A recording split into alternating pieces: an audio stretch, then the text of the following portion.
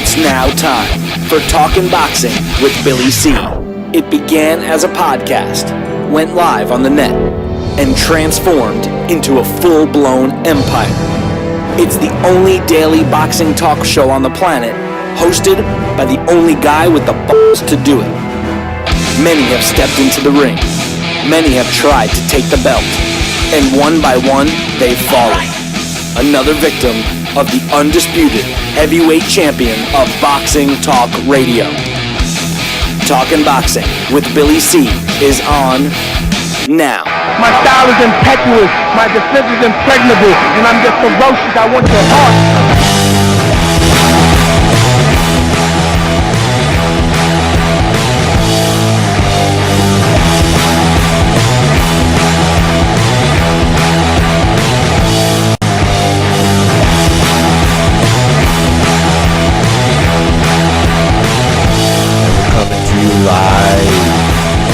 Billy C Studios, Lake George, New York. I'm Bill Caligiuri, and it's time for the Billy C Show. Good morning, good day, good evening, whenever you're listening, whenever you're watching. I hope you're doing okay. Today's show is being brought to us in part by Sal's Neighborhood Pizzeria and Italian Restaurant, located on beautiful St. Simons Island in Georgia. Check out the website, www.salsneighborhoodpizzeria.com. Or give my man a call, 912-268-2328, 912-268-2328. Find out why I go all the way down to St. Simon's Island to get an authentic Italian meal. Today's show is also being brought to us in part by the Turning Stone Resort and Casino and their next boxing event, which is taking place October 21st. It is an HBO event. So make sure you get yourself some tickets now. Go to the Turning Stone box office or visit our website, BillyCBoxing.com, and click on the Turning Stone fight poster, which you'll see on the right-hand side of the screen. Make sure you demand the Billy C discount. Now, if you're going to be heading up to the Turning Stone, don't forget to stop and see me. I'm going to be ringside there. So drop me an email. Let me know where you're sitting, and I'll look for you. Billy at Talkin' Boxing, TalkinBoxing.com. Today's show is also being brought to us in part by my book, Tom Molineaux, From Bondage to Baddest Men on the Planet, is available right now where all good books are sold. You can get a copy right now while you're watching or listening to the show. Just go to barnesandnoble.com or amazon.com. Hey, you want a signed copy? Don't worry about it. Visit our website, BillyCBoxing.com, and click on the book. Or come and see me October 21st up at the Turning Stone Resort and Casino, and I will be glad to hook you up with a book there. And as I said yesterday, from now through the end of this month, through the month of October, if you email me directly, Billy at TalkinBoxing, that's TalkinBoxing.com, I'll get you a book, as long as you're in the United States, including shipping for $20 a copy. Thank you for, I should say that's a benefit to you because of my screw-up. I double ordered last time, so I have an extra box of books, man, so you're going to benefit from that. Coming up a little bit later on the show, Dax Khan will be joining us to give us an update on some happenings that haven't hit the net yet. I got some results from the Mohegan Sun Resort and Casino in Connecticut, which I absolutely love. And today's one of today's topics is going to be about Amir Khan. Amir Khan is getting back into the ring. There's no fight scheduled yet, but Amir Khan has been inactive. His last fight was when he was knocked out in the 6th round, brutally, I might add, at the hands of Canelo Alvarez last year. Now, since then, he's undergone some personal issues and basically has turned his back on the sport, but he wants to get back in the ring. He said yesterday, and I quote, "I can't get back into the ring. It's where I belong.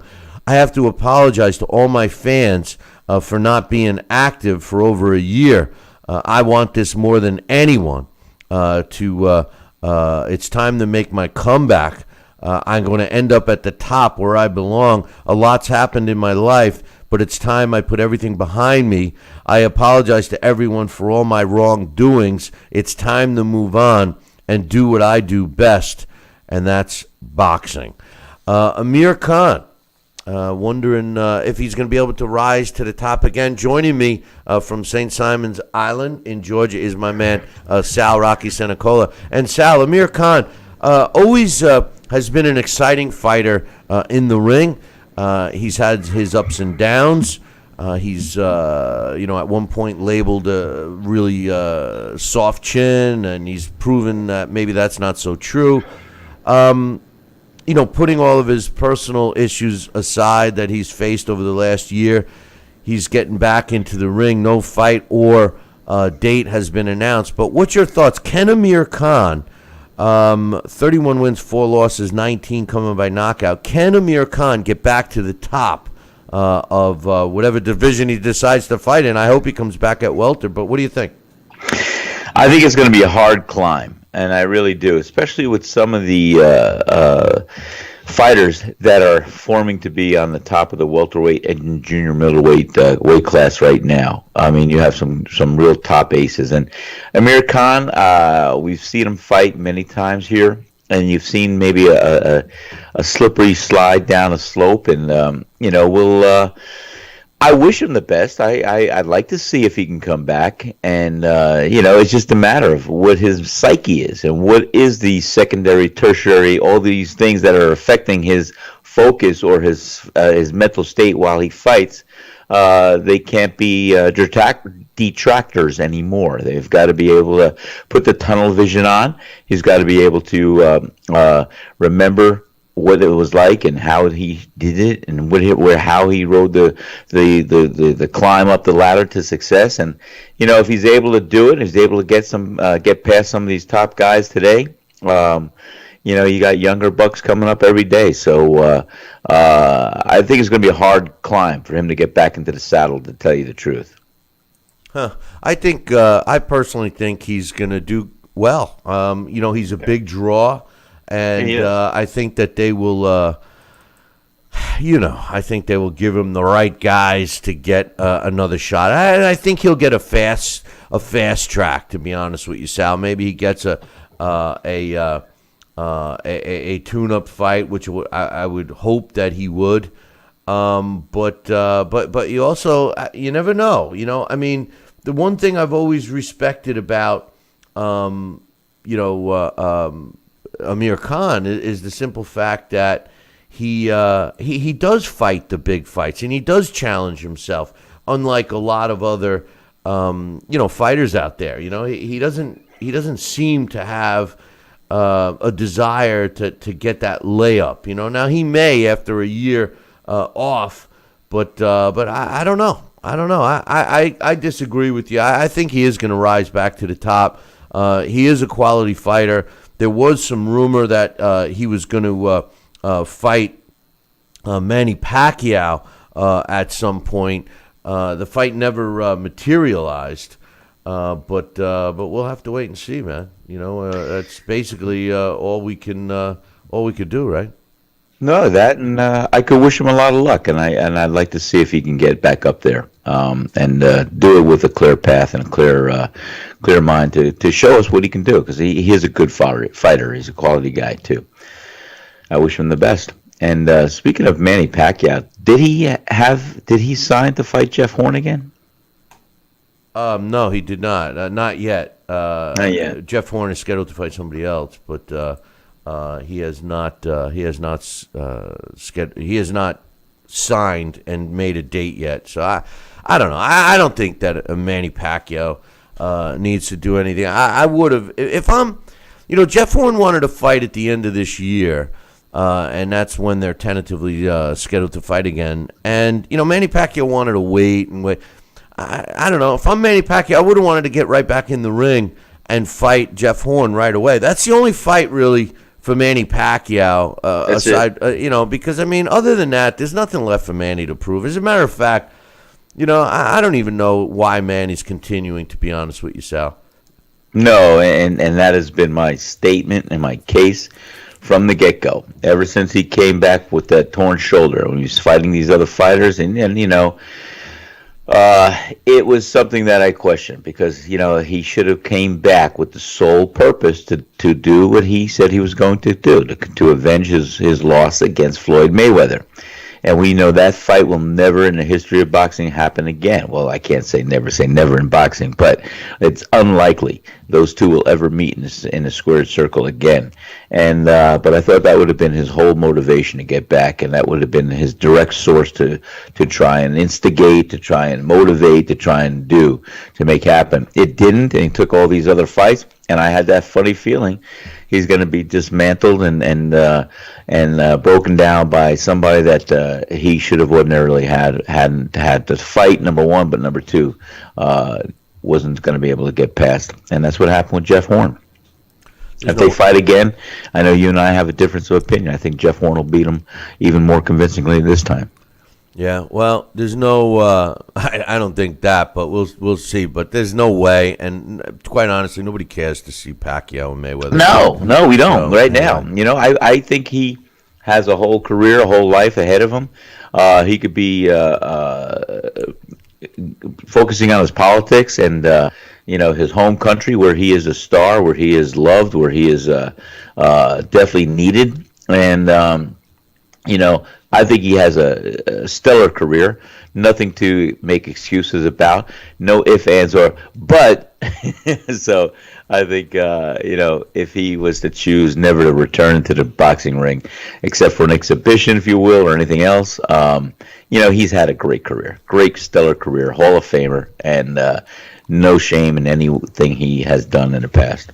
Well, back to Amir Khan, I do think that he will get back to the top. What do you guys think? Drop me an email, Billy at TalkinBoxing, TalkinBoxing.com. Amir Khan is a big draw, and he's a name that people recognize with. He's got a huge fan base, and I personally think he'll be able to rise back to the top again. Speaking of rising to the top, there was a fight last night at the Mohegan Sun in Connecticut, and the main event put Vaughn Alexander. Now, Vaughn Alexander is Vaughn Alexander's brother. Vaughn Alexander was touted as being way more talented than Devon, and we also know how successful Vaughn Alexander's career was. And Vaughn Alexander was sidetracked a bit, did some time in the Slammer, and has come out of jail and has resurrected his boxing career. And last night he fought in his hometown, Elvin Ayala, as the main event of Main Event's Rising Stars boxing series, which they have. Main Event puts that on with Mohegan Sun. And the main event, not to confuse you with Main Events promotions, but the main event was Vaughn Alexander. And what a exciting fight they delivered, Alexander and Ayala. It was a back-and-forth fight. As a matter of fact, Vaughn Alexander suffered a broken nose, which was bleeding all over the place, but it didn't appear to slow him down in any bit or fashion, because Elvin Ayala found himself on the canvas from a brutal series of punches that were delivered by Vaughn Alexander, and the referee halted the action at 1 minute and 42 seconds of the seventh round. Vaughn Alexander improves to 11-0 with 8 knockouts, and Elvin Ayala drops to 29-10 with a draw. So I think it's safe to say Vaughn Alexander is a guy that we should definitely be keeping our eyes on. And I love fighters, Sal, who are exciting, because that's what you need in this sport. You need excitement in the fights. Yes, it is a brutal sport, but you know what? You need excitement. And without excitement, you don't have boxing. That's my thoughts. What about you? Well, you just said it. I mean, we can, hey, boxing is a beautiful sport. And when we see, like we always say, styles make fights. And, you can look at the style that we can appreciate. And let's say we don't have to love, but you can appreciate how Floyd Mayweather fights. A very defensive posture, He counters. He's a craftsman. He's a footsman. He can do whatever he wants to do to move in the ring, and it's very good. And then you look at a guy with a style like a Roberto Duran or something else. These guys were warriors, were exciting, and when those two kind of styles meet, it's usually a good night of dancing. It's a good show, is what I'm trying to say. But it's also when you see the Rock'em Sock'em Robots go in the middle of the ring, it's also exciting, fight fast. Like the one fight that will always come to mind when you picture that. And I know you're going to say or agree with me on this, Bill, but when we picture two warriors meeting in the center of the ring, Marvin Hagler and Tommy Hearns comes to mind right away. Yeah, well, what comes to mind now? The fight that we saw with Benny Kid Paret. Oh my gosh! And Gene Fulmer. Our Boxing Revisited episode that you'll be able to catch on AMG TV beginning in November. So I'll keep you guys posted on that one. Bill, and I just got to say, that was so exciting. Seeing that fight for the first time. I mean, we had the anticipation. We didn't know what we were going to really be open to. But, man, I was so excited. I thought it was live, ringside, and that's how we commentated on the fight. And I'm telling you, those were warriors and crazy, crazy, crazy exchanges between two guys that you saw in their mind, body, heart, and soul wanted to win. No doubt. Loved it. Some news has come out, an update for the Luis Ortiz fight that was canceled by the WBC, and to fight Deontay Fraud Wilder. A tear comes to my eye when I get this. It's an official statement from Team Luis Ortiz that I'm going to read to you guys. And then Sal and I will give you our thoughts right after this break, so don't go nowhere. Billy C will be right back.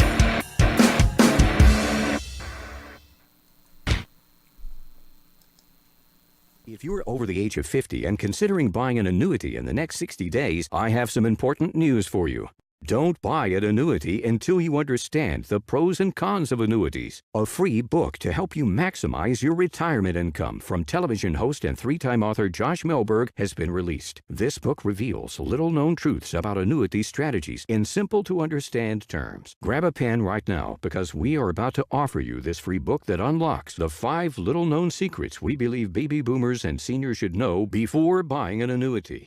Call 800-493-9652 now, and you'll receive a free copy of Josh Melberg's book, Next Gen Annuity Strategies Revealed. As a bonus, we'll also send you the #1 mistakes retirees are making with their investments today, and a free DVD on how you can get up to 33% more income in retirement. Call 800-493-9652 to have your free information kit rushed to your door. Again, that's 800-493-9652.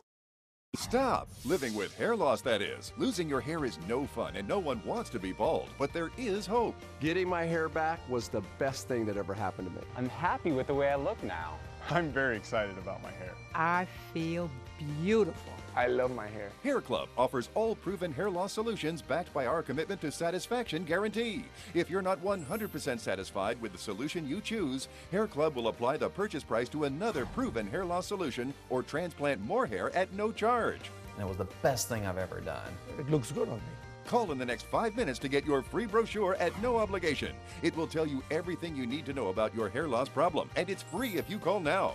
I am more pleased than what I had even imagined. I at least look, I would say, 5 years younger. I'm 52, and I look better now than I did when I was in my 40s. I feel great. And that's not all. The first 100 people who call will also receive $250 off any hair loss solution from Hair Club.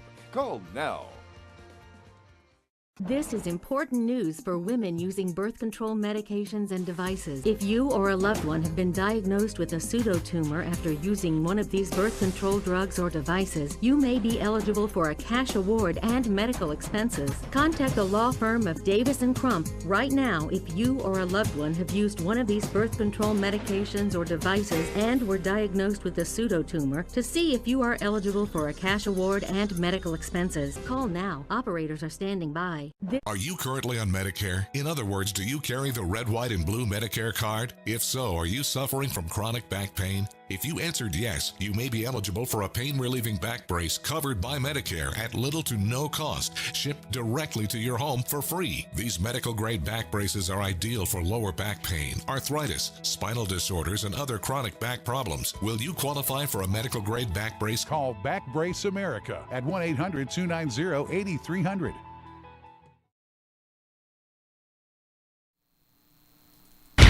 Check out BillyCBoxing.com now, or feel the wrath of the mighty mustache.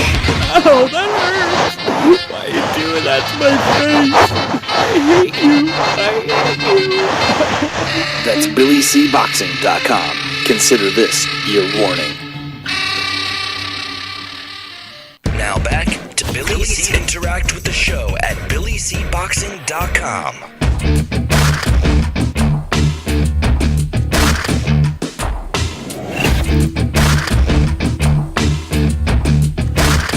And we're back. You're watching and listening to the Billy C. Show. Glad you could be with us. And, I'm watching that some of the commercials during the break here, and that one hair club. Man, some of the photos on there, those guys don't even look real. It looks like they're wearing like the Bozo the Clown, wig that shows you, big long hair on the sides and nothing on the top. Well, kind of like my hair, but which they're making fun of me in the chat room. And now I know my man Willie's dead to me 100%. And, that's the end of that. But anyway, Luis Ortiz. You ready for a tearjerker, Sal? I can't wait. I can't wait. So just to remind y'all, because if y'all must have forgot. Oh, that's a Roy. Isn't that a top 10 Roy Jones Jr. song? Anyway, in case y'all forgot, yesterday we talked about how the WBC, they did it the day before, but we discussed it yesterday, how the WBC decided not to sanction the Luis Ortiz fight with Deontay Wilder, and instead have named Bermane Stiverne his mandatory title challenger. We also went on to say how sad that was because Stiverne has not fought in not 1 but 2 years, and he's still ranked number 1 with the WBC. So to me, that's a complete joke. And the WBC, in my opinion, has taken one of those envelopes stuffed with some greenbacks in there to let Deontay Fraud Wilder avoid a real fight with a guy like Luis Ortiz. This is my opinion. Now, there was a letter released from Team Ortiz yesterday. Both the management and a spokesperson for Luis Ortiz, Jay Dominguez, wanted to make sure that everybody was clear. They wanted to make sure everybody was perfectly clear, Sal, on the on this situation, because the wording that the WBC used kind of made me think that it was because he tested positive for a performance-enhancing drug. Wasn't that the way you kind of read it too, Sal? Well, I think that's how it was. We were talking about the definition of if it looks, quacks, and walks like somebody ducking. Hey, but yeah, I think so. But why? What is different today? Well, today. There you go again. Let me read the official statement from Team Ortiz, Luis Ortiz. It says, "We'd like to clarify the Luis Ortiz situation. This is the real and only version of the current process of this situation. Mr. Suleiman and the WBC have not suspended or removed Luis Ortiz from their rankings." First and foremost, the sanctioning bodies can't suspend anybody. That's up to the commission. But anyway, they can remove him from their rankings. But he says the WBC's decision, and get ready. I hope you have Kleenexes ready. He says the WBC's decision was as follows. They did not sanction the fight based off the fact that they are worried for Luis's health. In other words, they're saying that they didn't sanction the fight because they're concerned with Luis Ortiz's health, not for PED use. He says, and to be honest, we respect and admire their decision because we agree the fighter's health is paramount. So the WBC will schedule a visit with one of their approved physicians to check Luis Ortiz's health and make sure he's 100% healthy and fit to fight, and that the blood pressure pills that he's on will not affect him physically. Once Luis has passed all the physical exams and is medically cleared to fight by the WBC, we'll begin to work on a fight as soon as possible, hopefully towards the end of the year. Also, once all of this is resolved, we hope that we can reschedule the Wilder fight in the first quarter of next year. Wilder has shown much interest in fighting Ortiz and the best fighters in the division, so I know it'll not be hard to fight to renegotiate. So I know it will not be a hard fight to renegotiate. Excuse me. He says, thank you, everyone, for your support. The soon this will all be corrected and Luis can continue on with his career, the better. I don't know about you, Sal, but this is a complete line of bullshit. I mean, the guy has been taking these meds for quite some time. As a matter of fact, the last time we saw the meds, the actual prescriptions from Walgreens or Walbombs or wherever he got it from, showed that that he's been on them for a while and that he's had a problem with high blood pressure. So, you know, all of a sudden to be worried if it's a concern to fight. This is my take on it. Forget the tearjerker letter of how supportive Team Ortiz is with the WBC, which makes me sick, because how could you be supportive when your fighter was just, you know, axed off of an opportunity to fight Deontay Wilder?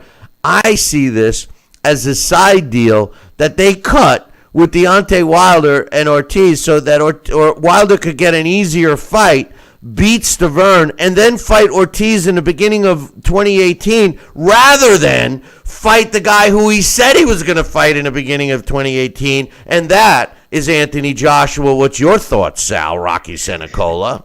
Let's follow the bouncing ball. Well, I do want to say, if they really legitimately feel that, you know, the high blood pressure is an issue, and if the medication that Luis Ortiz is taking to correct his high blood pressure has the residual or has the trail of the PEDs in it, well, then that should be all become to fruition and be known by all, and that'll solve that. And if he's having health issues, I think that he should also correct those before he does go into the ring. But to suggest that maybe, just maybe, this is all just a song and dance, and there's other entities and other deals being made behind the table, do you think they really do such things in boxing?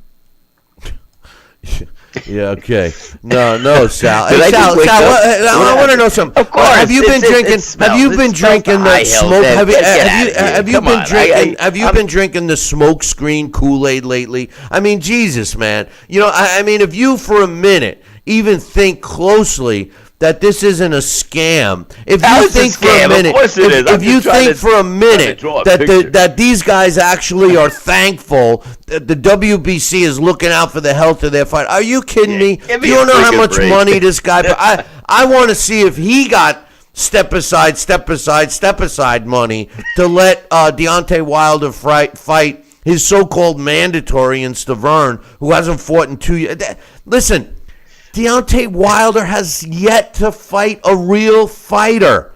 It's sickening to see that this is allowed, and it's sick. What's even more sickening, aside from you trying to justify it, is to see fans that actually buy into this bullshit. And there's a lot of them. There's a lot of them out there that all think it's, they call me. They say I'm bringing, not true. And news that's not true and blah, blah, blah. Give me a break. The facts are the facts. Look at Deontay's record. And you show me a fighter that's a real fighter on his record. And don't show me Stavern, because Stavern had one fighter on his record that he beat twice, and that's Chris Arreola. And Chris Arreola We all saw what Chris Arreola is, a human punching bag. Come on, give me a break. Deontay Wilder has no name on his resume that he should be pounding his friggin' chest about, saying he's the best, because that's what he thinks. Deontay Wilder is a fraud. He's a fraud. He's the Primo Carnera of this era, even though Primo Carnera actually could fight pretty decently, more than people give him credit for. But this is a joke, Sal, a complete joke. Well, I agree in the sense of the story with the Luis Ortiz deal. I mean, that is definitely under the table, behind the scenes, orchestrated happenings and events that only can happen in this sport. We know that, and it's a shame. But I'm going to say this, Bill. You're going to want to beat me up for it. I think Deontay Wilder is going to prove to be a better fighter once he has a level of opposition that he's going to be able to rise up to. You said this yesterday. You said it yesterday. I want to know why. Without just saying it and just trying to play devil's advocate and just trying to go against me. Well, I got you. But I want facts, Sal. Give me some facts. Tell me why. Because you know what? I like to look at their resumes, and I like to see what they've accomplished, and then I can make an educated decision on what they can do and what they can't do. We talked about this yesterday, and the facts are the facts. Don't tell me a fighter is good when he's been beaten up, sacrificial lambs, and human punching bags, and say, oh, he's going to show that he's better. How? I got to know how you come to that conclusion, Sal. Well, I think that what he has on his side, Bill, and the equalizer is his freakish-like punching power. And I think that with that being said, we've seen him take a few shots. We've seen him use a jab effectively. And I think just knowing the basics, and he does have fundamental basic instincts, and he also has the fundamental basic schooling and tutelage as a boxer should. I think he's just got to fight and face the opposition like we always say. And like you say, we've never seen the best Floyd Mayweather because he hasn't challenged himself.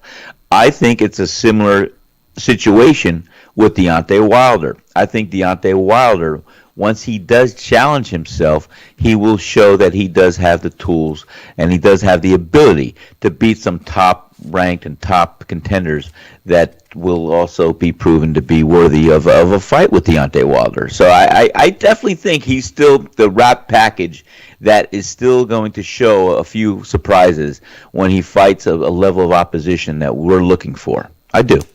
Yeah. Well, hold that thought. We're going to take a short break, and I'm going to give you a counterpoint. I know you're so much on point and counterpoint, so hang tight. We'll be back in 2. Billy C will be right back.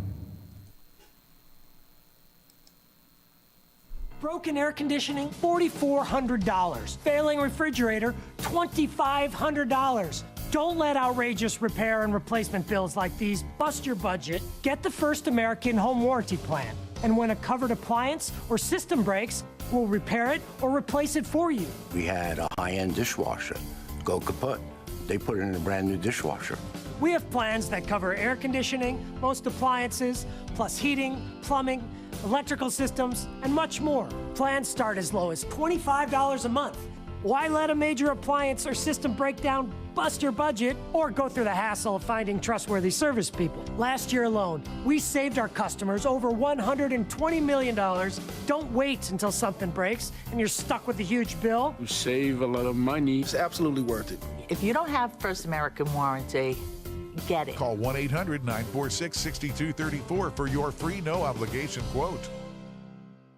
Stop living with hair loss, that is. Losing your hair is no fun, and no one wants to be bald, but there is hope. Getting my hair back was the best thing that ever happened to me. I'm happy with the way I look now.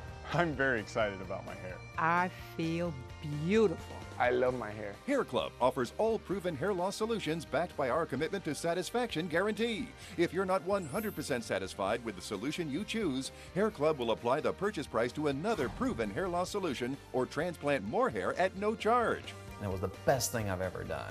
It looks good on me. Call in the next 5 minutes to get your free brochure at no obligation. It will tell you everything you need to know about your hair loss problem, and it's free if you call now. I am more pleased than what I had even imagined. I at least look, I would say, 5 years younger. I'm 52, and I look better now than I did when I was in my 40s. I feel great. And that's not all. The first 100 people who call will also receive $250 off any hair loss solution from Hair Club. Call now. Listen to this important message. If you owe money to the IRS, you will want to hear this. Penalties and interest compound daily on your back taxes, putting you under a mountain of debt. Tax 10,000 has years of experience connecting people with tax resolution specialists. Working through the IRS Fresh Start program, they will handle all the necessary forms, and if you qualify, you may end up saving thousands of dollars. Call Tax 10,000 at 800-773-4604. Listen. Snacking has never been this exciting. At Graze.com, we combine wholesome ingredients with the flavors we all love to create over 100 exciting snacks, like these. We'd love to send you a Graze sampler box for free. Just go to Graze.com, enter the code ENJOY36, and we'll mail your free box to your home or office. Join thousands of Grazers already in love with our exciting snacks. So come to Graze.com for your first box free.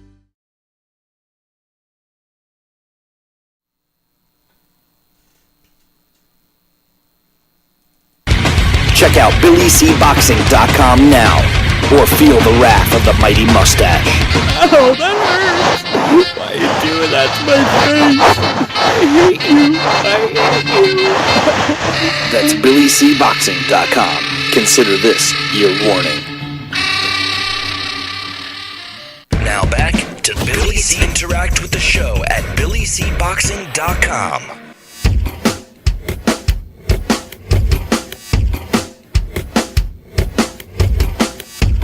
And we're back. You're watching and listening to the Billy C.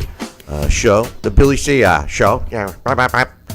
Glad you could be with us today. And speaking of being with me anyway, come on up to the Turning Stone Resort and Casino on October 21st. Their next boxing event is going to be held, and it's going to be broadcast on HBO. I'm going to be ringside. I want you to hang out with me and buy me some scotches, you know what I mean? So come on by. Get yourself some tickets at the Turning Stone box office.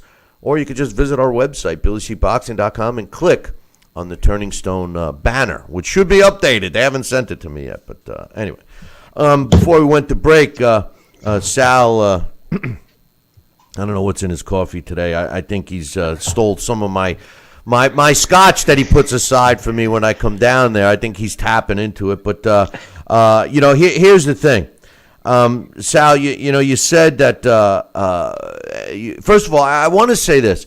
I don't believe that Deontay Wilder, he's not ducking personally, Deontay Wilder's not ducking anybody. Deontay Wilder firmly, and I really believe this, firmly believes that he's the best out there. And I respect him for that. And I feel that every fighter should feel they're the best. As a matter of fact, Absolutely. Any sports athlete, if you're a quarterback or a running back or a receiver or a defensive lineman, et cetera, you should feel that you're the best in your sport. Because if you don't feel that, you're never going to perform to a level. And if you ever feel that somebody is performing better than you, well, that's your fuel to get better. And I think that Deontay Wilder, and all my negativity that surrounds Deontay Wilder, is not against Deontay Wilder personally. It's against the perception of how good Deontay Wilder is from other people, and the BS Kool-Aid smokescreen that his team,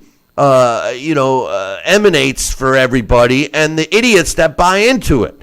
And with that said, starting with our very own idiot today, Sal Rocky Senecola, who says that he thinks he's got a chance. Here's the thing, Sal. And all kidding aside, obviously you're not an idiot, but all kidding aside, I agree with you. Thank you for correcting that. Yeah, I agree. I agree about my feelings. My feelings. No, I know. You're strong. Have another sip of scotch. But anyway, listen.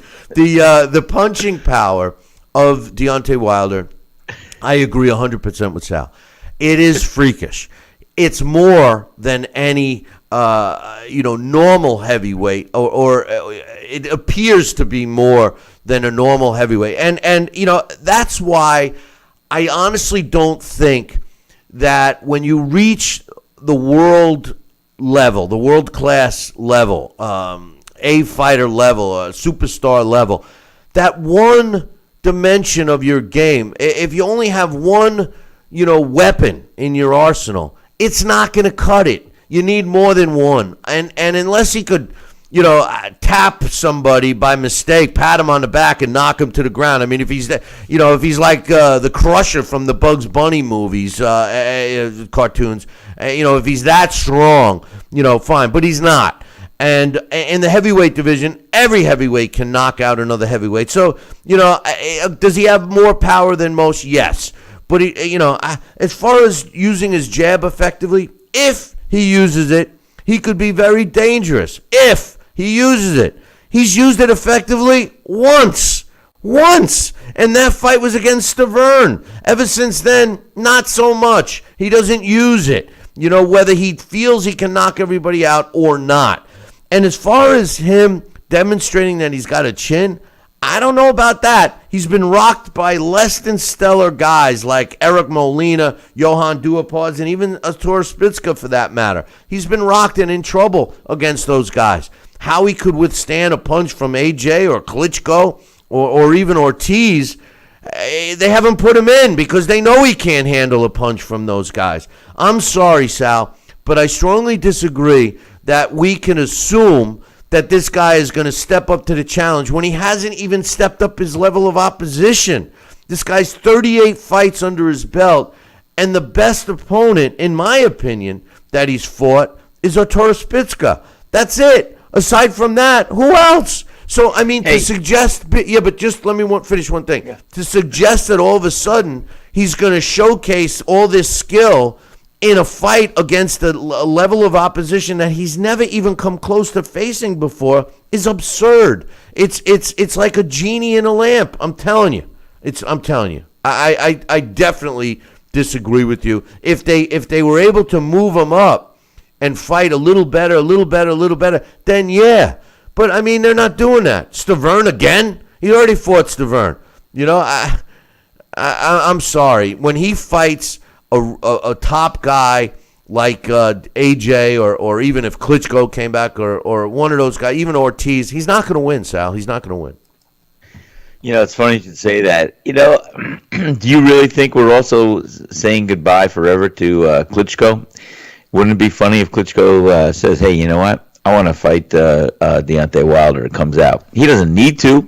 But, I mean, we could add more drama to the heavyweight division if something like that was to occur. And he wants to fight Deontay Wilder for the title. Who knows?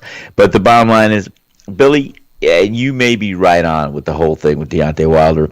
I just think that, the guy, yes, he had 38 fights. Were they all against stellar opponents? No, absolutely not. But we don't know what he's been corrected on in sparring sessions in a gym or any gym wars or anything else and what they're utilizing. I just know that he has a good, competent trainer in Mark Breland. And when he has to use the jab, hopefully they're going to have the tutelage in the school sessions that are going to be geared to the style of fighting of his opponent. And hopefully he has the intellect and the ability to conform and to do the style that's going to be needed to offset and to counter and to defeat his opponent. What I'm just saying is he does have the fundamental skills. He does have the effective punches. And when he can get hit and punch, that means he's in striking distance to punch his opponent back. And if he does have that power, it just takes one punch to turn around a fight. That's really my claim of why I think that he is going to prove to be a little better fighter than what we are stating right now by the level of opposition he's faced thus far. I agree with you about Mark Breland, great trainer. And we heard Larry Hazard say earlier this week that, Mark Breland gets frustrated because Deontay does not listen to the instruction he gives him, and he goes out there and it's like, bomb squad, and as far as the skill set, Sal, how do you prove a skill set when you're constantly fighting less than stellar opposition? When you fought, what's supposed to happen is this: you fight a fight, you and your team review the fight after, and you say, hey, whether, if you win or if you lose, whatever, even in a win, hey, look, here's let's watch the tape. This is you. This is, see what you're doing here. You need to get this hand up. You need to do this. You need to improve. You need to do. You work on those things, and and then a real fighter, after they make adjustments in camp, in training, the first thing they want to do is apply those updates. They want to see how they fare. Now, if you hardly beat a guy, or if you didn't beat a guy and you make these adjustments, well, then you're going to want to fight a guy very similar to the one that you made the adjustments for, that level, so to speak, right? So you want to go in and do that. Now, if you blow away the opponent and you always want to try and find something to improve on, you want to increase your level of opposition. So you have to look at it in a couple of different ways. If you barely won, or even if you came out with an L, you got to fight that same level opponent to get past them, to get better than that opponent so you can move up. That's how you get better and better. I'm sure you agree. And that's something that Deontay Wilder hasn't done. And I don't blame it on, I've said this a million times, I don't blame it on him. He's only fighting the guys, and I apologize personally to Deontay, because this isn't against Deontay Wilder. It's against the system. It's against the smokescreen that Team Wilder, not Deontay specifically, but his team is pulling over everyone's eyes, including Deontay Wilder. And to suggest that Luis Ortiz's team is happy with the concern that the WBC has put out for their fighter is nauseating. It's absolutely absurd to think that. And all I see when I read between the lines is that Deontay Wilder's team said, hey, you know what?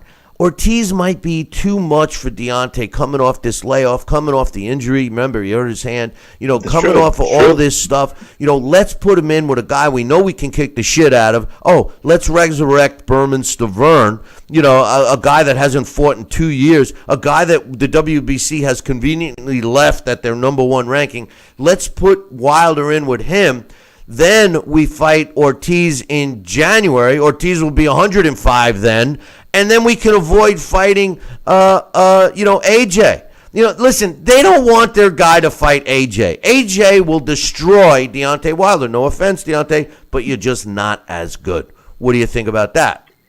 I think you said it all, Bill. I see that, and I do believe you hit a lot of good points, and that it makes a lot of sense for what you just laid out and presented. And I will predict, I think that Deontay Wilder will get in the ring with AJ before June or by June of next year. And, that will be the ultimate showdown right there in the heavyweight division. And I think, with the hand as maybe still being concerned and wanting to test it against Stavern or along with other things, that might be another thing too. But I do see Deontay Wilder getting past Stavern, probably fighting Luis Ortiz in the first quarter or January, February, and then Anthony Joshua Ultimate Showdown. I do see Anthony Joshua doing what he's got to do to keep up his hands and level and his sharpness by taking on some opponents before that June bout. But I see that's what's going to happen. In my mind, I think that Deontay Wilder is going to fight Berman Stavern. He'll look good. I think he'll fight Luis Ortiz in January, February. And then I think there'll be a showdown between him and Anthony Joshua sometime by June. Well, this is the way I see it. I see Deontay Wilder knocking the crap out of Berman Stavern. Then absolutely. He's got to do nothing less than that. Then jump up on the ropes and pound his chest and say, everybody's afraid of me, I'm the best. And meanwhile, you're going to see a good, entertaining fight, but AJ's going to beat Kubrat Pulev. Then in the beginning of 2018, you're going to see Deontay Wilder fight an older, less active Luis Ortiz. And during that time, you really think AJ is going to wait around for Deontay? No. AJ is going to go fight Joseph Parker and unify all the belts. And then he's going to say, hey, and Deontay's going to say he's avoiding me. And I'm going to say, if I'm AJ's team, screw you, Deontay Wilder. We don't need you. We are the champion of the world. You want us? Come to us. End of story. I think this is an extremely bad business decision. Forget everything else. I think that Team Wilder is making a bad business decision to fight Stavern over Ortiz right now. Because all they're doing, you see, the best thing that Deontay Wilder could have done in terms of bargaining power is to somehow get to Joseph Parker before AJ does. And if he doesn't do that, all he ends up with is a WBC belt.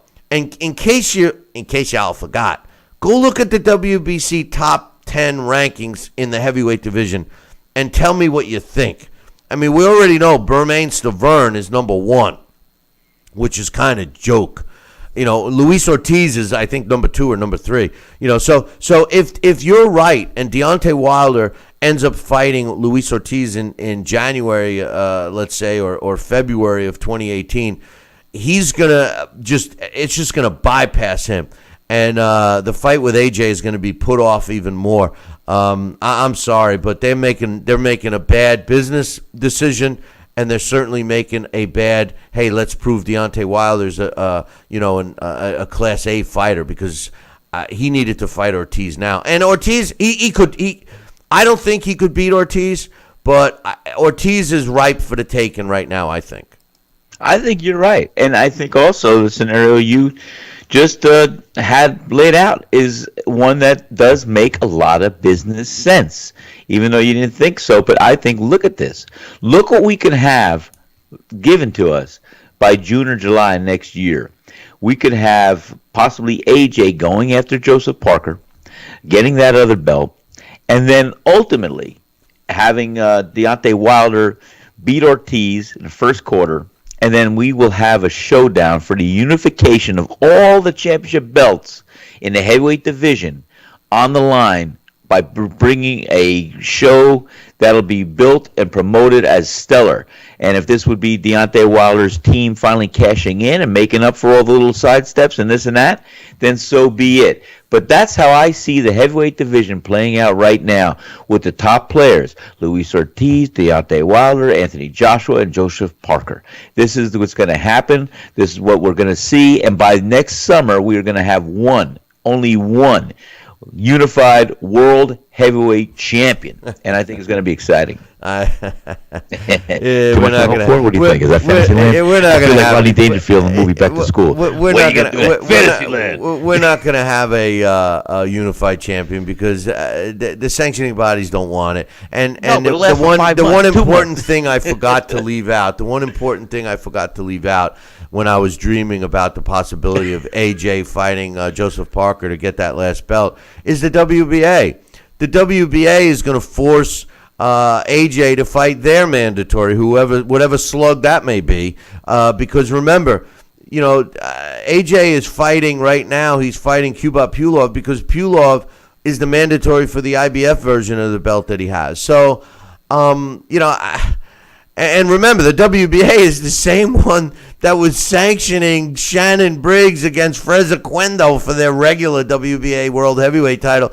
Shannon Briggs, 105, hasn't fought anybody in a decade, anybody real, and Freza Cuendo hasn't fought in over 2 years himself. So, so get ready for a mandatory there. But anyway, this weekend we got another World Boxing Super Series fight that I want to take a look at real quick.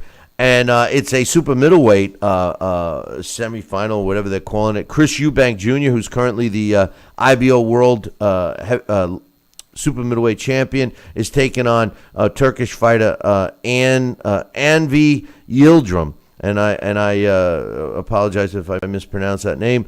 But when you take a look at Chris Eubank Jr., he's 28 years old, 2 years older than Yildirim. He's ranked number 2 in the world by the computer in the super middleweight division. He's the same height, but he does have a 2.5-inch reach advantage. Chris Eubank Jr. has a career record of 25 wins with 19 coming by knockout with only one loss, and that loss was against Billy Joe Saunders when Chris Eubank Jr. challenged Saunders for his WBO middleweight title back in 2014. He's won 154 rounds total with a 73% knockout ratio. His impressive wins to me all came after he lost to Billy Joe Saunders, Dmitry Kudajov, Tony Jeter, Gary Spike O'Sullivan, and Nicky Blackwell. I give him credit for the Nick Blackwell fight, even though Blackwell's record wasn't impressive. I thought he was a talented fighter. And his last fight, even though he was well over past his prime, Arthur Abraham, I give him credit for that win as well. He steps in the ring with a guy in Yildirim that the computer sees at number 10 versus Eubank sitting at number 2. Like I said, he's 2 years younger at 26. Same height, but it's got 2.5-inch reach disadvantage. He's got a 70-inch reach. He's out of Turkey. Like I said, he's undefeated 16-0 with 10 knockouts, giving him a 63% knockout ratio. Substantially less rounds, almost 100 to be exact. Chris Eubank has 154, and Yildirim only has 61 professional rounds under his belt. I'm sorry, 81. So I couldn't see. I'm sitting there going, wait a minute. So it's about half the rounds. But when you take a look at Yildirim's record, there's a couple of guys that impress me, like Aaron Pryor Jr., a win over him. Even though Aaron Pryor Jr.'s record isn't that impressive. He also fought and won a tough fight against Zoltan Sira. Skylar Hippolyte I thought it was a big win. He stopped him.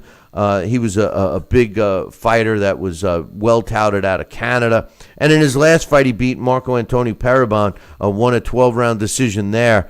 I think Chris Eubank is a bit overrated. I just, there's something about him. I'm having a hard time really embracing, and I can't put my finger on it.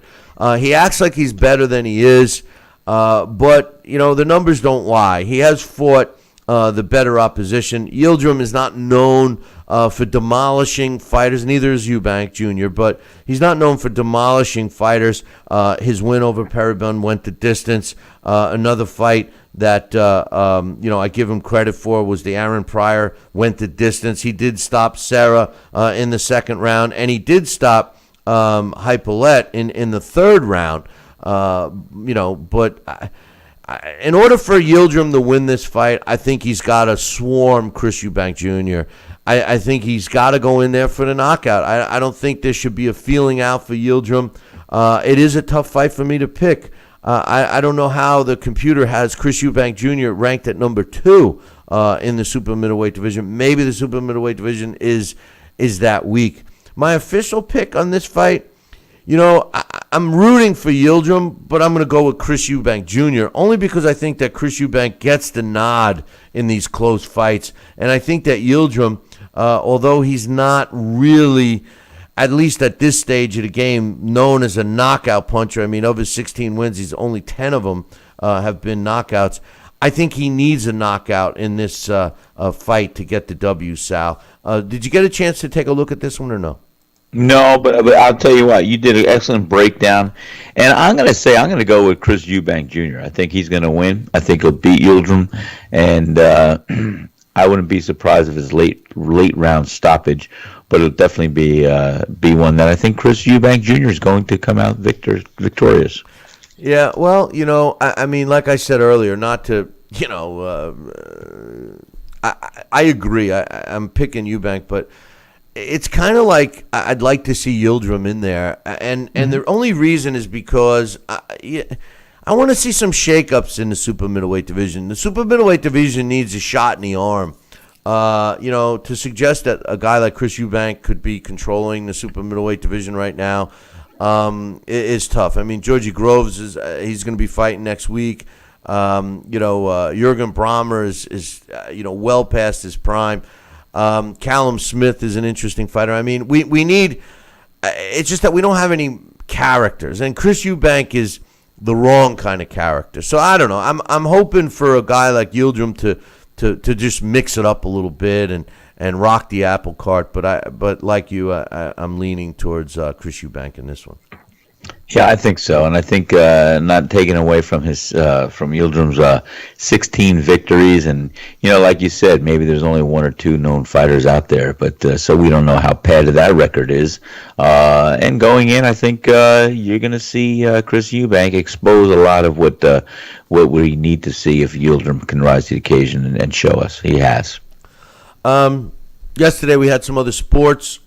That I want to get you guys caught up. I can't believe they lost. We had the American League playoffs for the baseball. Yes. The Astros beat the Red Sox 8-2 to take a 1-game lead.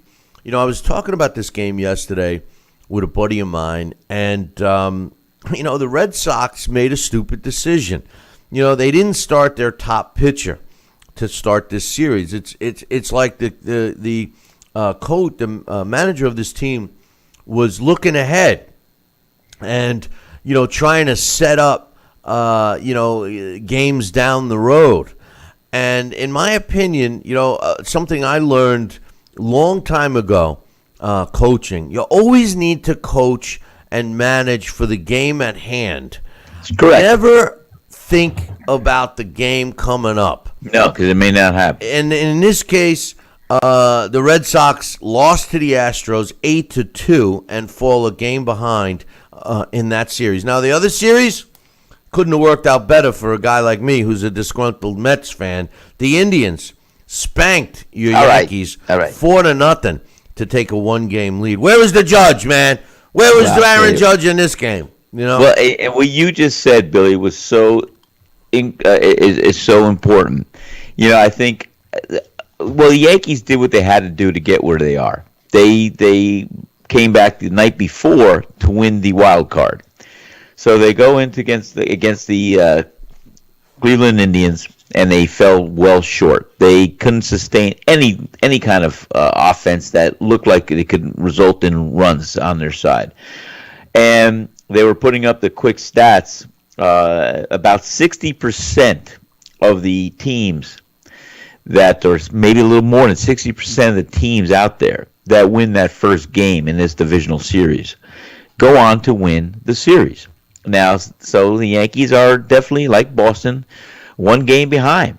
And like you suggested, yes, had the Yankees had the opportunity to put their A team, their A pitcher, everything else out there, I'm sure they would have.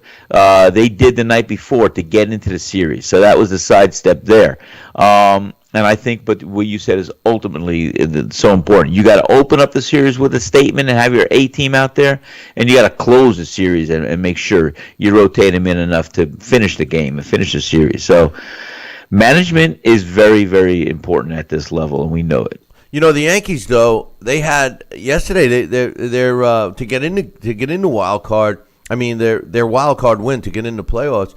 Their starting pitcher was knocked out of the game in the first inning. I know. They actually put in their fireballer last night, and listen, you got to just give credit to the Indians and the Astros because, honestly, I think that's the ALCS right there. The Indians and the Astros have been good all year long.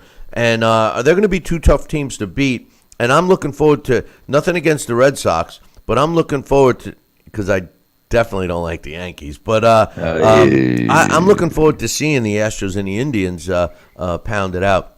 And some other sports. You're a New Yorker. I mean, come on. But I'm a Mets fan. Listen to me. As much as I like the Yankees, if they're not in it and the Mets are in it, I'm going to root for the Mets. Well, that's. You're not. Come on, Bill. Let's have a heart. Same thing. If my Giants don't make it, but the Jets are there, I'm going to root for the Jets. You sound like some of the boxing viewers and listeners on this show that criticize me for not supporting Deontay and supporting AJ. They go, "Oh, he's from the U.S. Why is he supporting a British fighter?" I'm going with the better fighter. I like AJ. There's everything about AJ I like. Not only inside the ring, but outside the ring, and how he conducts himself. To me, that's important, especially in the sport of boxing, because you're an ambassador to that sport. But anyway, just some other sports real quick, so we can take a break, and Dax is scheduled to come on. In college football, we had a battle between two top 25 teams. Louisville, number 17, took on North Carolina State, who's ranked number 24. And in an upset, North Carolina State won 39-25, beating Louisville Cardinal yesterday in college football. It's going to be interesting to see how that fares with the reorganized rankings come early next week. So NC State beating Louisville 39-24. And in the NFL, the Patriots, they struggled. Their tight end was out. But, Tom Brady wasn't. And the Patriots won 19-14 over the Tampa Bay Buccaneers, or they're just the Bucs, to improve to 3-2. Sunday's games, the Jets have a chance to win and go 3-2, similar to the Patriots. And if the Buffalo Bills win, they'll be sole possession of first place at 4-1. If they lose and the Jets win, we'll have a three-way tie in the AFC East, which is totally shocking, as I did not think the Jets or the Bills would be anywhere near New England after the first quarter of the season is over. But that's wrapping it up. There's a good college game on tonight, Boise State. I'm looking forward to watching that right? Billy C will be right back. Part of the Billy C Boxing Network.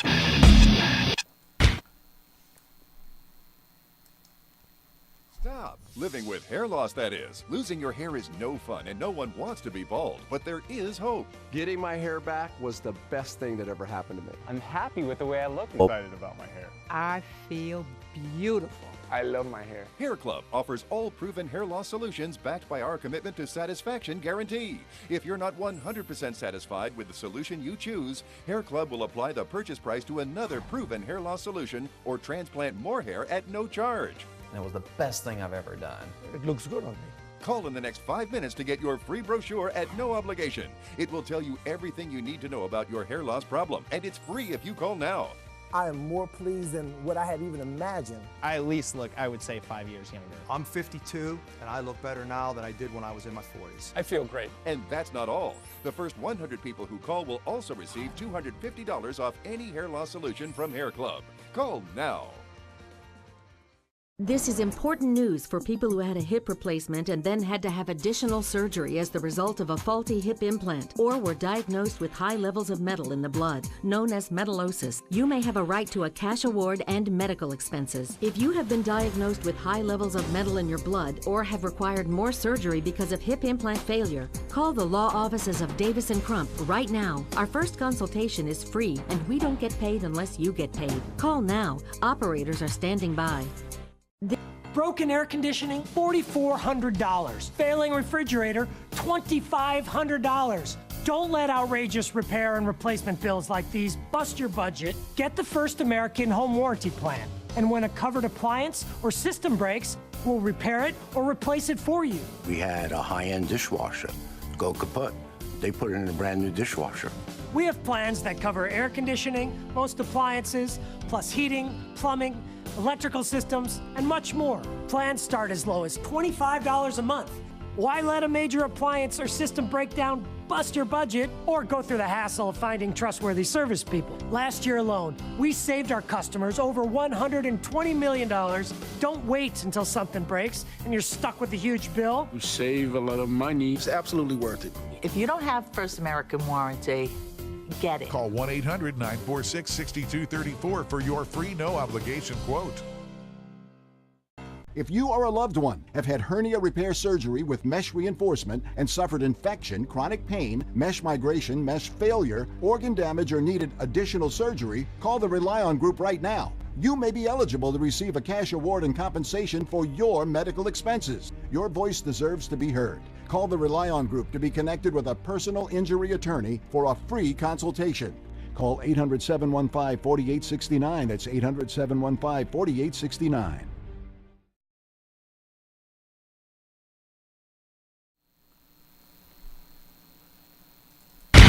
Check out BillyCBoxing.com now, or feel the wrath of the mighty mustache. Oh, that hurts!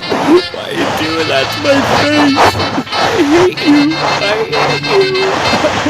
That's BillyCBoxing.com. Consider this your warning. Billy C. Interact with the show at BillyCBoxing.com.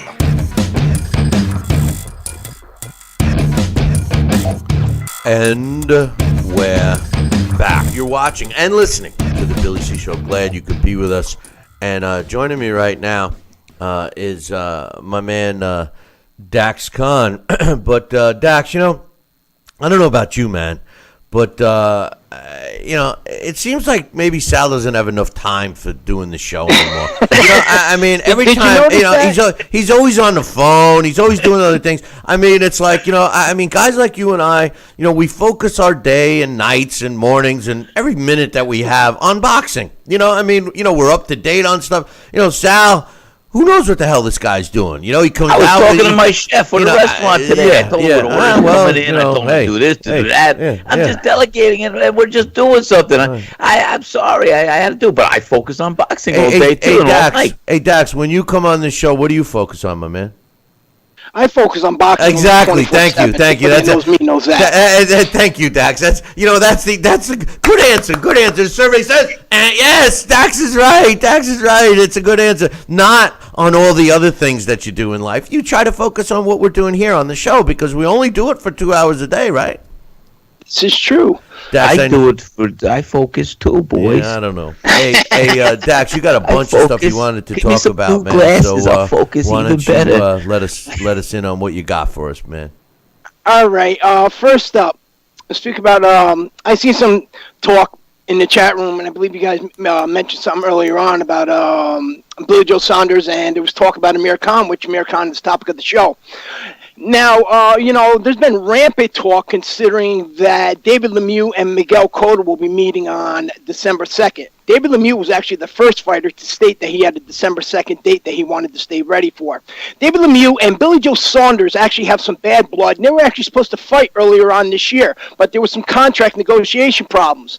Now, Billy Joe Saunders, being Billy Joe Saunders, always talks a lot and he has a lot to say, except David Lemieux has openly stated, you know what, I've agreed to all your terms, your conditions, your location, and you keep pricing yourself out. Billy Joe Saunders has went out of his way to make these astronomical demands, hoping that this fight doesn't take place.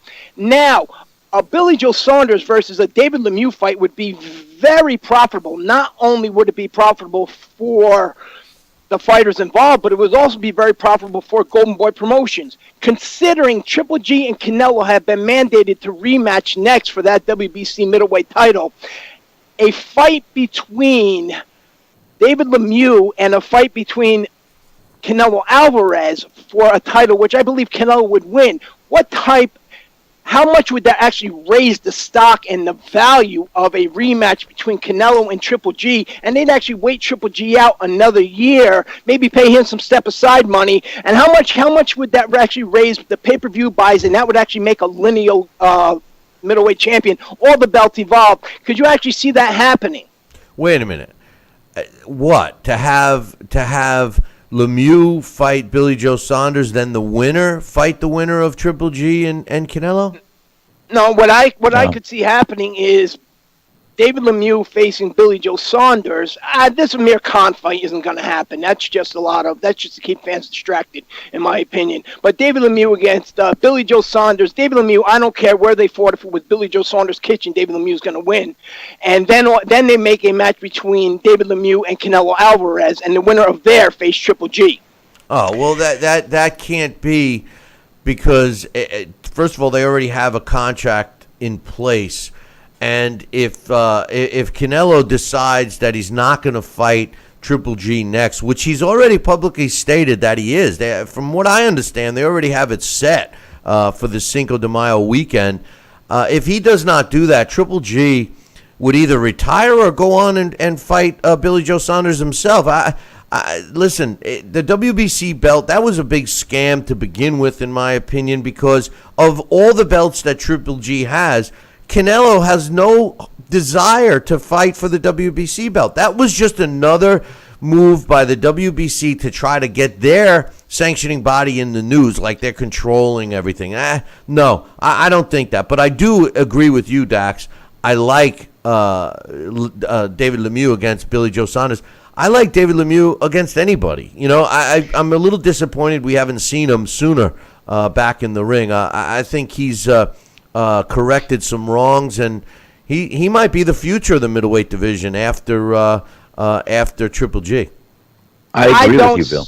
I don't see David Lemieux against Miguel Cotto. Miguel Cotto has had too much of a career, too successful. He now has a belt at the 154-pound weight class. I really don't think that would be a smart way for Miguel Cotto to go out. No. Miguel Cotto to go out on a loss. I agree. That's what would happen with David Lemieux. I agree with you. Right. I agree. I had said that when they first 100%. Talked about that. I said that would be a stupid fight. Listen, I would respect Cotto for trying to go out with a win against David Lemieux, but that would be a stupid fight for him, fighting a big, strong guy like David Lemieux. I don't see Lemieux Cotto at all. I really don't. I think Miguel Cotto has earned all his respect in the sport. If anybody has the right to go out with a somewhat soft defense, Miguel Cotto is that guy. But again, being Miguel Cotto, he's not going to go out easy. So I think maybe a defense with his WBO title against a mediocre opponent, and then he might call that a day. But on over to a new future of the sport, Errol Spence taking on Lamont Peterson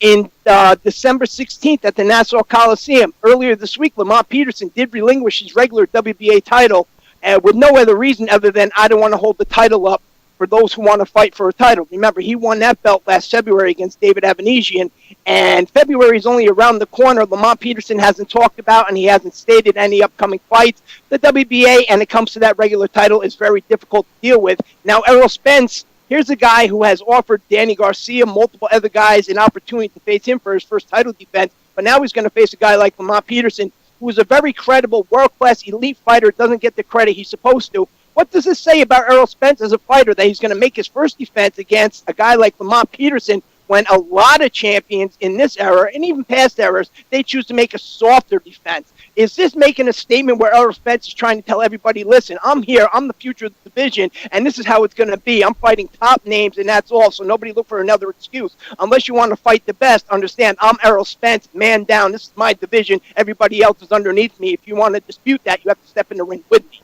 I agree with you. Errol Spence is the man, and what's sad, first of all, I agree also 100% about Lamont Peterson. Lamont Peterson, for some reason, gets a bad rep. I mean, people don't give him the credit that he deserves. I think he's a quality fighter, and I enjoy watching Lamont Peterson fight.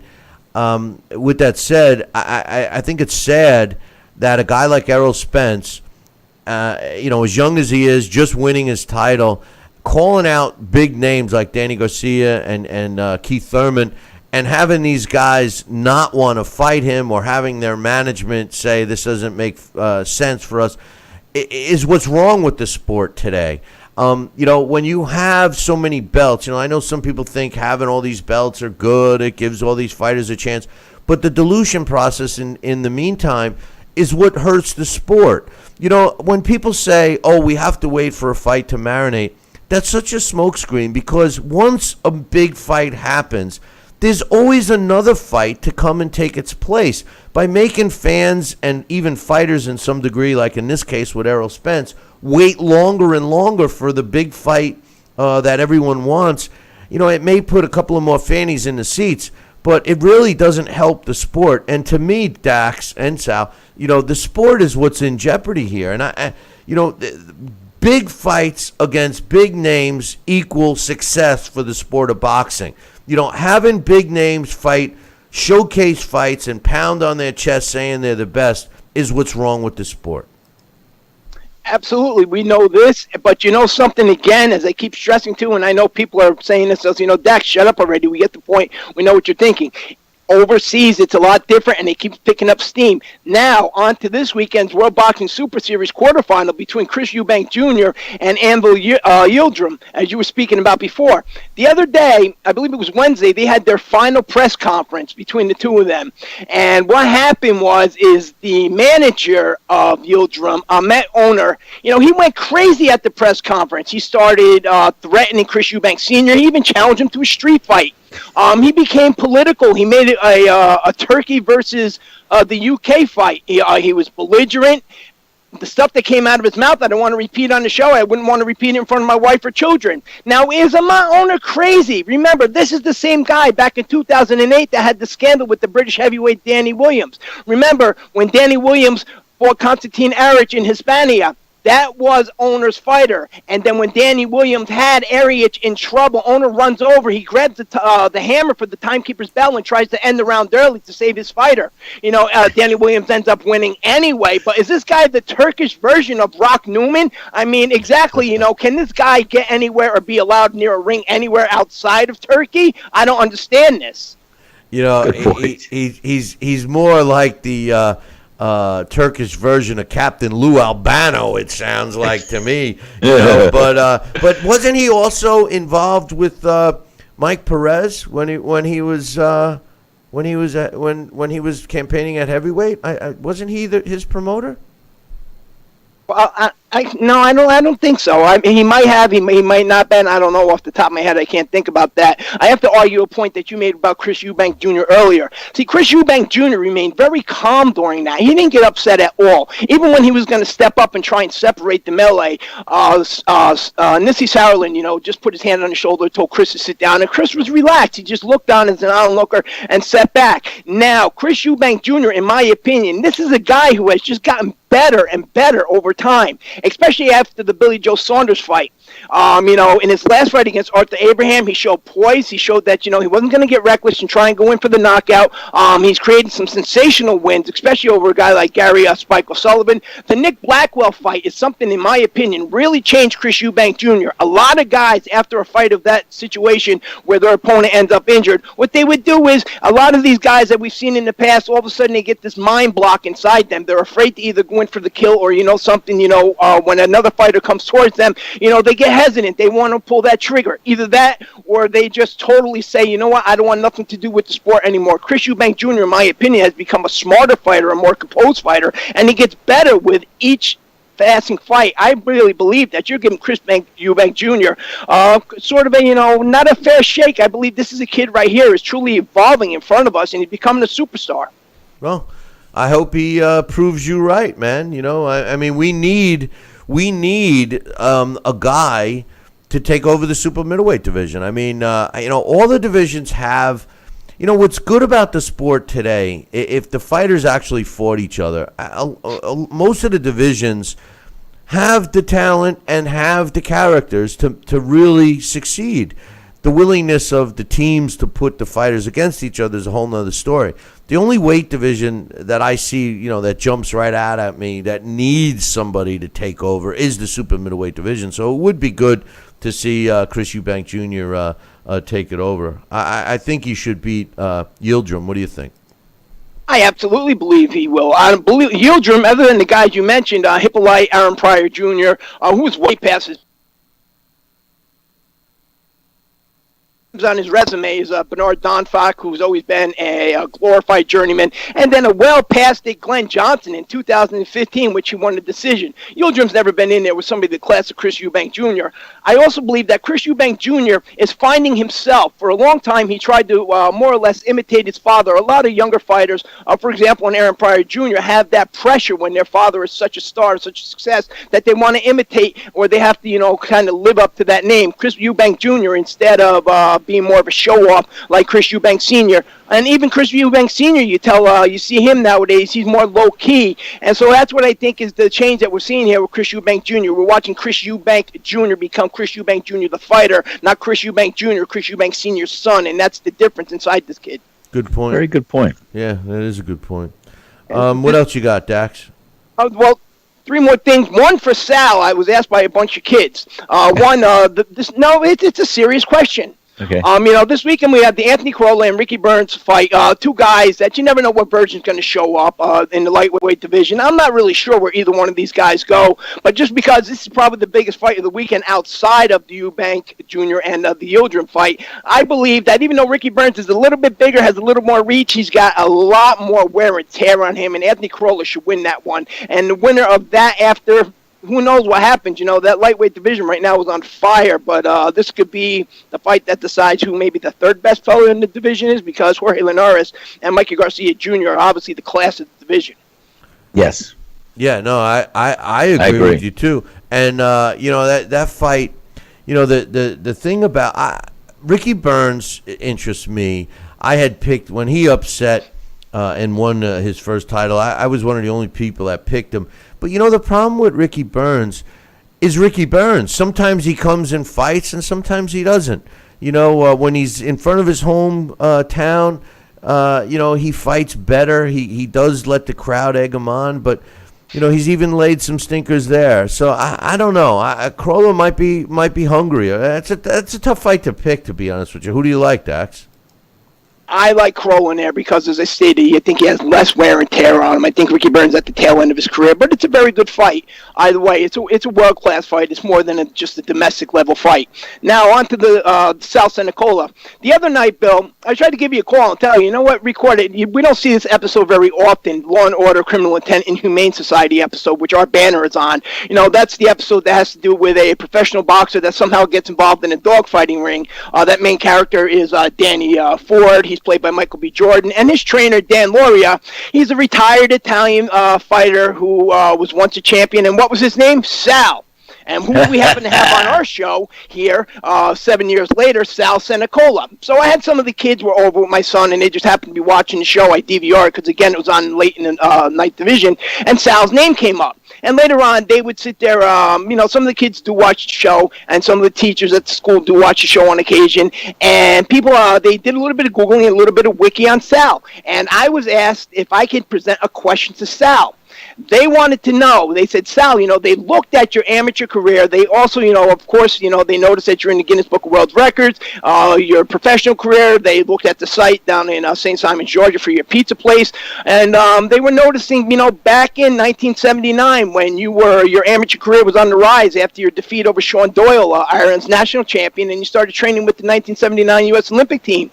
And they were going to go over for that exhibition in Poland against the Polish team, and you had hurt your shoulder in February, so you were never able to make it over to there. You were taken off that roster due to that injury, and we all know what happened in March of that year is that plane crashed, killing all the members on there, including the Olympic team.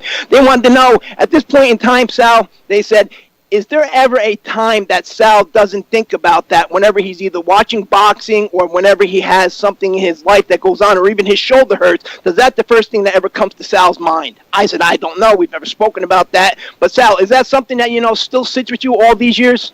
I'm going to tell you something. I'm almost getting teary-eyed because I have chills running right through my body right now. Bobby Ches and I just fought. We were with the USA team. We just came back from fighting against the Canadian national team. And when we got the phone calls about going on that Polish national squad and fighting against the Polish team with the USA squad. And as you had spelled out, Dr. Alan Levy, who I really owe my life to. He, at the time, to get me through France, and when we fought against the French, when we fought against Canada, I had a series of 6 cortisone shots in my left shoulder. There was a subluxation going on. And I returned, and I got the phone call, as Bobby Ches did, to be on the top squad for the last international boxing competition before the Olympic trials were to take place for the 80 Olympics, which wound up being boycotted. And I was slated. I had my berth to go on that flight. Said maybe within a week before that flight took off, Sal, you've got to really look at the big picture. I can't keep shooting cortisone into your arm. You've got to rest this shoulder. You're not going to be ready for the Olympic trials if you should wear and tear. Just skip this fight. I think it'll be in your best interest. So my father and I talked about it, and we decided we'll pull out of this fight, we'll rest the shoulder up, and we'll wait to see what happens. Like my friend Bobby Ches, who has a long history with me, he also was slated to go on that flight, and he got in a car accident. He broke his nose and his jaw in a car accident a week or two before the fight. So he pulled out of that fight. Lo and behold, as I have chills, and like I said, I'm welling up right now because I feel I've been on borrowed time. Right, ever since I was 18, 19. I've lived my life. That's why I've grabbed that ring all the time. I'm on borrowed time. I should have went on that flight, and I should have died with everybody on board. And I felt only saved by the grace of God that and Dr. Alan Levy and my father, or why this Gabados hard-headed Italian selected and elected not to go on that flight, and that's why I'm here today. And it's something I always think about. And when I do something and when I try to validate, I'm telling you, Dax, I've been on borrowed time, and because I should have went down on that flight, and I could have easily been on that flight. So yes, I never forget it. I always think about it, and I always get chills, and always thank God above for sparing me that life to now. And I felt it was because I had other things to do yet, and not that anybody who does have an accent like that doesn't. I'm just glad that I was spared, and so I hope this answer does come off as one that I'm grateful every day. That's why I always say life is a gift from God. You cherish it. It's a journey. You write the journey. It's a storybook, and I'm grateful for every day I could breathe. And like I said, I feel like I've literally been blessed, and since that day, and everybody on board that plane died, including that A team from the U.S. Olympic team. Absolutely, Sal. You know what? And I know that was hard to talk about. These kids are going to appreciate that when they watch us later on. But something, Sal, again, something like that, you sharing that story, being able to talk about this on the show, and people being able to, look at some of your fights, and et cetera, and so on. That's the type of things that a lot more people in this sport, not, of course, those situations are rare, but, different situations in their life, these fighters, if they talk more to, these kids and these fans about that, these kids can kind of get, a little bit of assumption. You know what? We're ordinary people just like you. Forget about, what's going on, and kind of makes them dig a little bit deeper and appreciate stuff a little bit more, when they see, something. These are just regular guys. They're no different than me. They're no different than anybody else. They dig deep. I can dig deep that same way because you know what? I see them talking to me just like they would talk to anybody else, which is fantastic, Sal. Hey, thank you, Dax. And like I said, it was a pleasure to answer. And like I said, it's just a blessing. And life is a journey. So to all the kids and everybody out there, you could write your own autobiography. Open up a chapter or close a chapter. But every day is a gift from God. And I thank God every day that I have the life to live, and I hope I have many more years to go because there's more of a journey I want to write about. And I'm sure you're going to do great. Last thing for you guys, yesterday I received the Hall of Fame ballot for the modern category for 2018. I just want to read them down to you guys real quick. Maybe next week over the weekend you can give some thoughts on who you would pick if you were on the ballot, and I'll just give you my picks real quick. Yuri Achida, Paulie Ayala, Nigel Benn, Ivan Calderon, Sachiata, Donald Curry, Chris Eubank, Leo Gomez, Ricky Hatton, Gennaro Hernandez, Julian Jackson, Vitaly Klitschko, Santos Lassier, Rocky Laffridge, Miguel Happy Laura, James Buddy McGirt, Henry Mas, Darius Michaletsky, Sun Kil Moon, Michael Moore, Eric Morales, Gussie Nazarov, Sven Ock, Vinny Pazienza, Gilberto Roman, Gianfranco Rossi, Samuel Serrano, Meldrick Taylor, Fernando Vargas, Wilfredo Vasquez, Rantapal Sorvorpin, and Ronald Winky Wright. Wow, those are great fighters. No Marlon Starling. No category this year. No Marlon Starling which again, pisses unfortunately. Me off. Unbelievable. Which really pisses me off. And also on there, Steve Collins had defeated, he holds a win over both Chris Eubank Sr. and over Nigel Benn. He's not on there either. But my personal picks, if I was on the panel, I would be picking Fernando Vargas, always a warrior, a guy who was mishandled early in his career, and he was robbed of his right as the youngest 154-pound champion in history, in my opinion, when they made that farce of a fight between Canelo Alvarez and Matthew Hatton. Winky Wright, one of the most underrated fighters of this era or any era, and he was actually avoided until Winky was past it. Julian Jackson, hard punching power, KO moments, not only receiving but giving. Every moment with him is exciting. Same thing for Nigel Benn. And, of course, Eric Morales. Marco Antonio Barrera went in last year. Eric Morales, without Eric Morales and Marco Antonio Barrera, neither one of them would have actually, in my opinion, became such huge superstars and such heroes to a lot of younger fighters and fans. And they actually created one of the most memorable and exciting rivalries in all of boxing history. I think Calderon should definitely get into. But listen, guys, we got to take a break right now. Dax, great segment. I appreciate it. One thing I'd like to add to your promotion of our show being on Law & Order, the episode Inhumane Society. Ralph Macchio was on that. He was. I love Ralph Macchio. Ralph in that. He was the guy. Ralph Macchio was the guy that had the dogs. Really, I never noticed that. He looks the same. Dan Lauria, Jeff Goldblum, Saffron Burrows, of course, Michael B. Jordan. But I never did all the times I watched that. I never did notice Ralph Macchio, so I have to watch that again. Yeah, all the kids they were just sitting there pointing out, they're like, "Oh, there it goes. Yeah, no, we got a lot of decent time. The same poster you see, the same background you see right here in the studio was the one on Law and Order.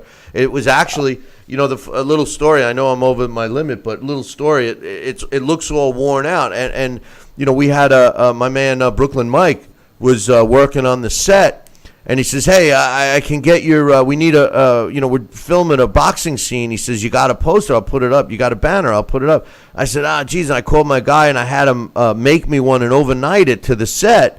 And they put it up on there and started filming, and they said, "Oh, wait, cut.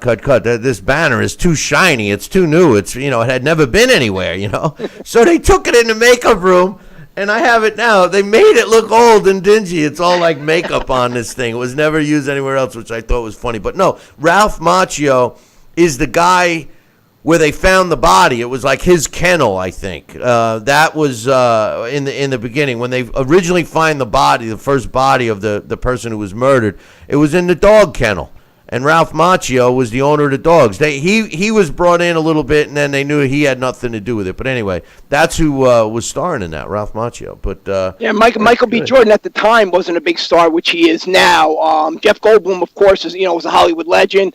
Dan Lauria, was a legend. I just always, that was one thing that stood out in my son's mind, that Dan Lauria, his name happened to be Sal. He's like, Sal, just like Sal Senicola from the show. And he's a boxing trainer. He goes, is this scripted after the show? And that's how the other guys started asking questions about Sal, and some of them did some Googling and stuff like that, and a few of them had asked me some questions the other day at one of the soccer games. Good stuff. Good stuff. I'm honored too, Dax, and I want to thank you and your son and all the kids. And hey, like I said, let them know that they could be anything they want to be in the world, and to do their homework, to do their due diligence, to set goals and make goals, and live life with the grace of knowing that it's a gift. And thank you for all the questions. Absolutely, and Dax, thanks for talking. Great job. We'll see you next week, Dax, and everybody else. Sorry for the networks. Sorry for the delay, but we're going on break. We'll be back in 2. Billy C will be right back. Part of the Billy C Boxing Network. Listen to this important message. If you owe money to the IRS, you will want to hear this. Penalties and interest compound daily on your back taxes, putting you under a mountain of debt. Tax 10,000 has years of experience connecting people with tax resolution specialists. Working through the IRS Fresh Start program, they will handle all the necessary forms, and if you qualify, you may end up saving thousands of dollars. Call Tax 10,000 at 800-773-4604. If you're over the age of 50 and considering buying an annuity in the next 60 days, I have some important news for you. Don't buy an annuity until you understand the pros and cons of annuities. A free book to help you maximize your retirement income from television host and 3-time author Josh Melberg has been released. This book reveals little-known truths about annuity strategies in simple-to-understand terms. Grab a pen right now because we are about to offer you this free book that unlocks the 5 little-known secrets we believe baby boomers and seniors should know before buying an annuity.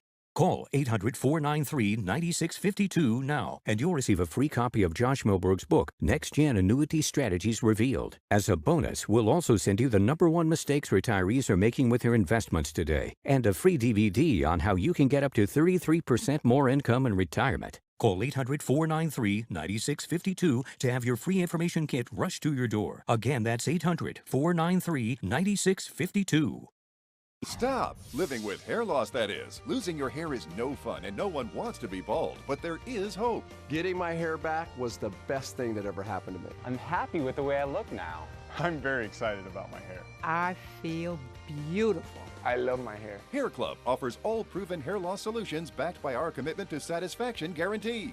If you're not 100% satisfied with the solution you choose, Hair Club will apply the purchase price to another proven hair loss solution or transplant more hair at no charge. And it was the best thing I've ever done. It looks good on me. Call in the next 5 minutes to get your free brochure at no obligation. It will tell you everything you need to know about your hair loss problem, and it's free if you call now.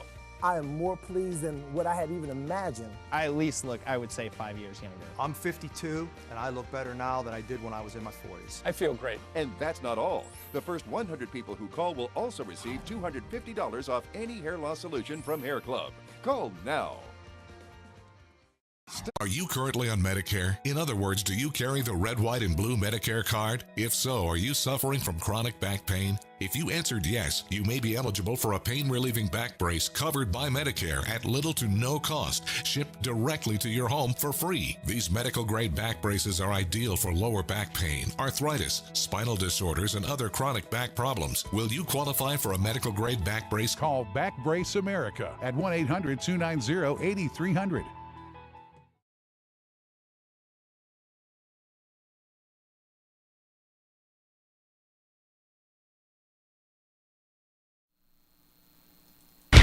Check out BillyCBoxing.com now, or feel the wrath of the mighty mustache. Oh, that hurts! Why are you doing that to my face? I hate you! I hate you! That's BillyCBoxing.com. Consider this your warning. Now back to Billy C. Interact with the show at BillyCBoxing.com.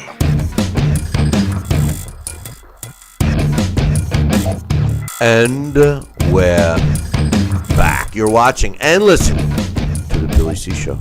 Glad you could be with us. And don't forget, the Turning Stone Resort and Casino in Verona, New York, is having their next boxing event in a few weeks, October 21st. It's going to be an HBO event. Jezreel Corrales is the main event. And the return of Demetrius Andrade will also be on the card. I'm going to be ringside, so make sure you get some tickets and come on and say what up, man. You know, I'll have some books in case you want some. But anyway, I'm here with Sal Senecola. And, yeah, I'm glad Dax, watched that episode, Law and Order, again. It was pretty cool. It was pretty cool that we had. We actually, if you watch that episode, you can't miss our banner. I mean, we got a lot of airtime. As a matter of fact, when they aired that originally,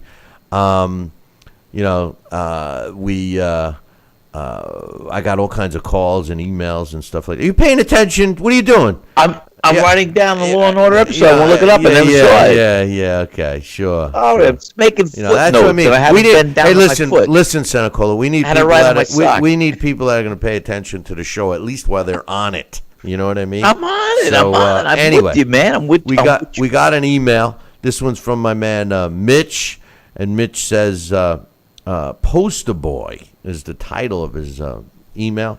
He says, "Hey guys," he says, "Ortiz, not Mayweather, should be the poster boy for what should have been a therapeutic use exemption.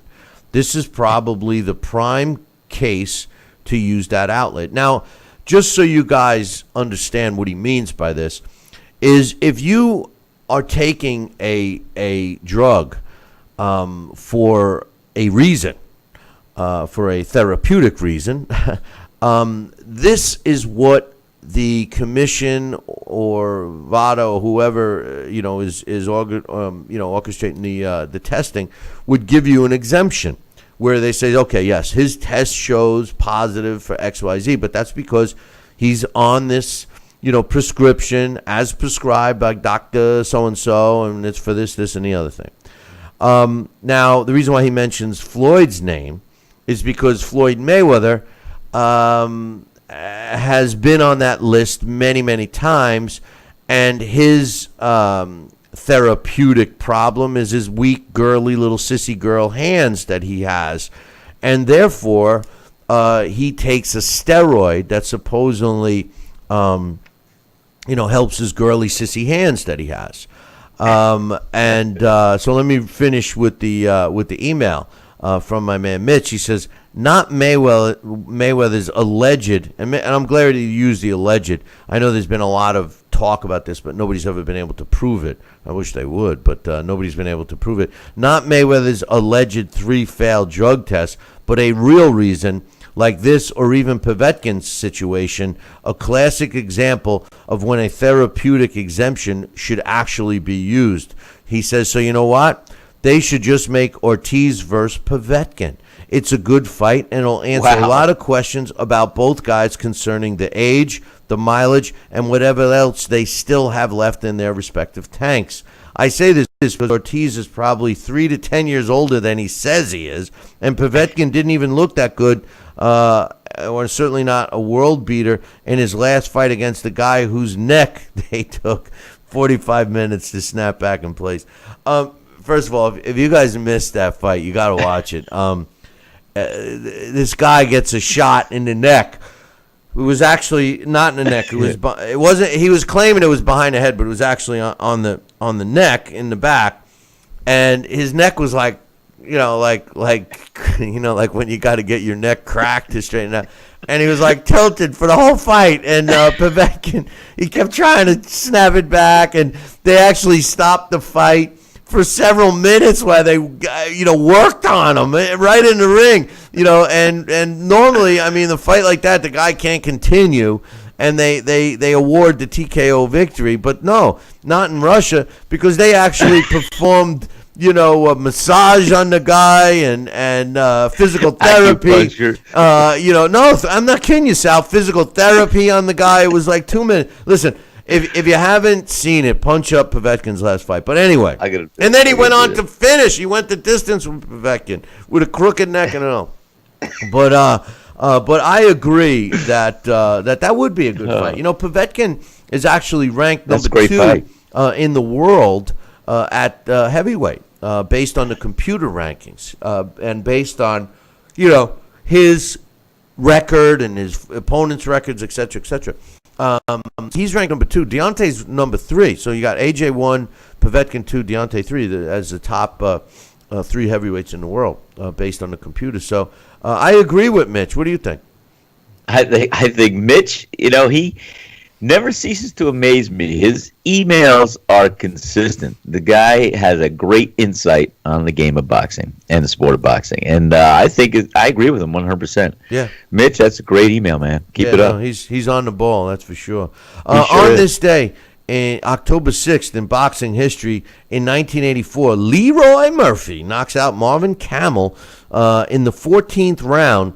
That's right, you heard it correctly, when men used to fight 15-round fights, to win the IBF World Cruiserweight title, and that took place in Billings, Montana, on this day in 1984. On this day in 1927, Willie Smith wins a 15-round decision over Teddy Baldock to win the British World Bantamweight title. It took place in London. On this day in 1988, Duke McKenzie knocks out Rolando Bohol in the 11th round to win the IBF World Flyweight title. It took place in London. And finally, on this day, October 6th, in 1899, Charles Kid McCoy and Joe Choinski fight to a 6-round draw at the Star Theater in Chicago. Kid McCoy leaves with a 65-win, 5-loss, and 8-draw record, while Joe Choinski exits the ring with a 40-win, 8-loss, and 5-draw ledger. And that's what took place on this day in boxing history. Programming note, we will be here on Monday, Columbus Day, but not on Tuesday. So we'll remind you about that on Monday. So listen, enjoy the weekend, enjoy the fights, do all those great things that you wanted to do last weekend that you didn't do them this weekend. Fall is going to be upon us, and then after that, you know what happens. At least in the North Country, it gets cold. So, hey, make sure you tune in Monday morning. Same bat time, same bat channel. Until then, ciao, baby.